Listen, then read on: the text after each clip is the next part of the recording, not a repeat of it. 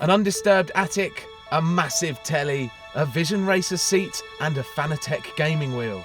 The Fifth Gear Gaming Den is driving game heaven.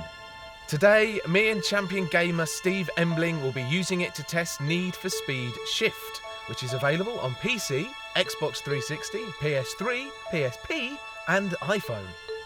But before we suss out this Xbox 360 version, let's have a quick history lesson to see where the game has evolved from and where it's at now. While Electronic Arts now control the massive Need for Speed brand, the first game, released in 1994, was developed by Canadian studio Distinctive Software. Even then, it had a naughty streak, with police chases and a gobby opponent who took the mick if you lost or got arrested. Over the 17 versions of the game since then, EA has retained this rebellion, adding drag racing, illegal street circuits, car tuning, even more police chases, and a huge amount of exotic cars accessible from early on.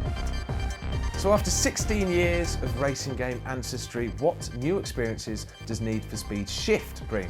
Well, it promises racing game realism instead of just mucking about with the cops, which is a good thing.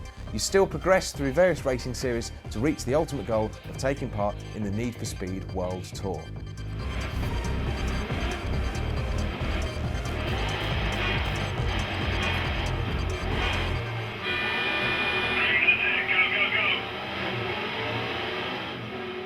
The first race, which you're immediately chucked into, is around Brands Hatch in a BMW M3, and it's so immediate how physical it feels, because you go over all the bumps and the crests of Brands Hatch and the telemetry moves in relation to the dashboard, so you get a real sense of being chucked about.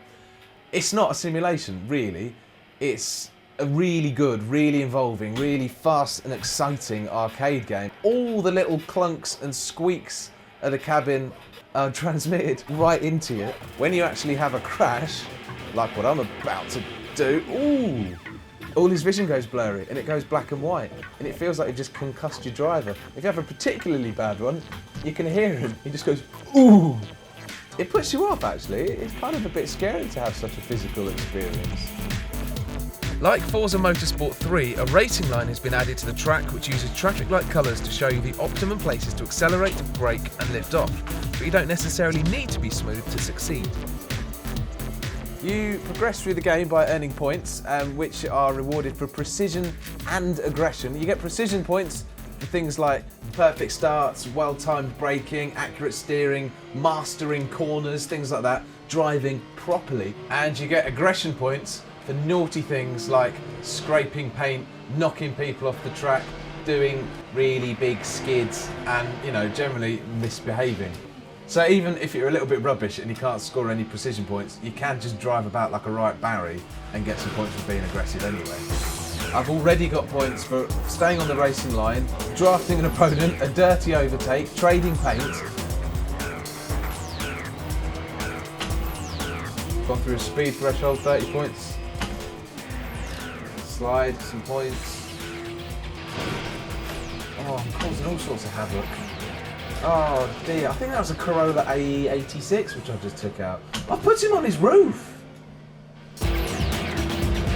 At the end of a race, all your rewards will be tallied up and the game will tell you whether you're a precise or an aggressive driver, or both. The more races you win, the more money you have to spend on cars and tuning, but those precision and aggression points are needed to unlock parts, cars and races. It's still not quite at the simulation levels of games like Gran Turismo or Forza. I think by their standards it's too aggressive, too pointy in the cars and too easy to lose grip. But to be honest, it's so much fun that most of the time it doesn't actually matter. I think it's brash, it's escapism, but there's enough reality there to keep you interested, and I like it. Still, enough of what I think, it's time to get a professional opinion from our expert gamer Steve. So Steve, do you think the fact that you get points for aggression just as much as you get points for precision detracts from where it's trying to go, or do you think it's still just keeping a nice fun side to it? That adds to it a little bit. I mean, I think they've taken a leaf out of Project Gotham's book really, and just built on that a little bit more to suit different driving styles. You get awarded points for very distinct things, like if I was to ram the opponents off, then I would get actually points for that. I mean, it's quite unusual to reward people for driving sort of badly and aggressively like that. Yeah. But then you can probably earn more points from driving with precision.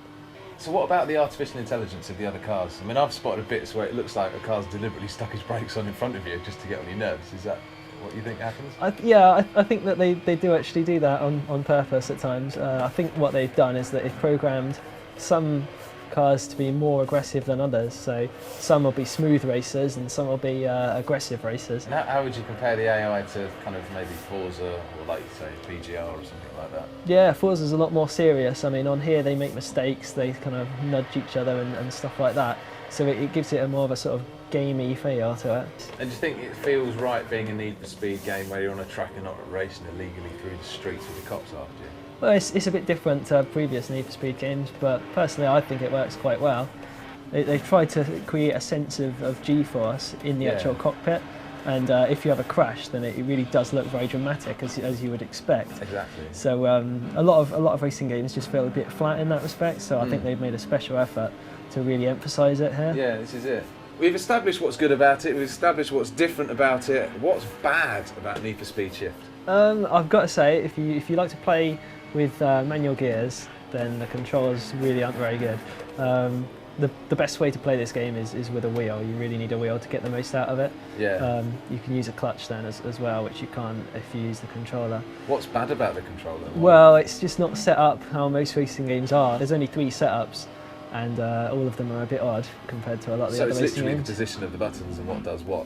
Yeah, I think they've probably been in Need for Speed like that for a little while, but so just sticking by their traditions. Yeah, but they really need to add some new ones now. The game's just a bit more realistic because people will want to use manual gears. Yeah. So, what score would you give it out of 25? I'd give it 18 out of 25.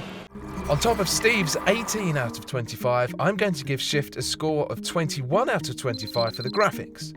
I'll give it a 22 for the driving experience because although it might be more arcade than sim, it's still packed with realistic features. And finally, Cars and Tracks get 16 out of 25. There are a healthy 72 cars, but only 19 tracks available to play on. All of that gives Need for Speed Shift a 5th gear gaming score of 77 out of 100. For sheer fun, we think it's worth a buy.